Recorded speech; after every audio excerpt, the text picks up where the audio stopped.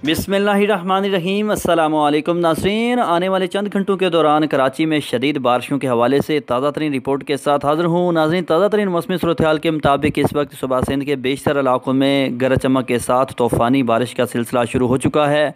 बदीन, ठट्ठा, नूरियाबाद और अतराफ़ के इलाकों में भी गहरे बादल मौजूद और मुख्तलिफ मकामात पर गरज चमक के साथ बारिश का सिलसिला जारी है। नाज़रीन, अगर देखा जाए तो बादलों की सिमत कराची में बारिशों के लिए बिल्कुल फेवरेबल है, इंतहाई साजगार है। आने वाले चंद घंटों के दौरान 2-3 घंटों के दौरान गरज चमक के बादल कराची का रुख कर सकते हैं, जिसके बायस कराची के मशरकी इलाकों में, शुमाली इलाकों में गरज चमक के साथ बारिश का इम्कान और आज रात तक, सुबह तक बारिश का यह सिलसिला कराची के बेशतर इलाकों में फैल सकता है। तो आने वाले चंद घंटों के दौरान कराची में गरज चमक के साथ बारिश का इम्कान है, क्योंकि गरज चमक के तूफ़ान बदीन, ठट्ठा, नूरियाबाद और अतराफ़ के इलाकों से कराची की तरफ गामज़न हैं, जो आने वाले चंद घंटों में कराची के मुख्तलिफ इलाकों में ज़बरदस्त बारिश का बाइस बनेंगे।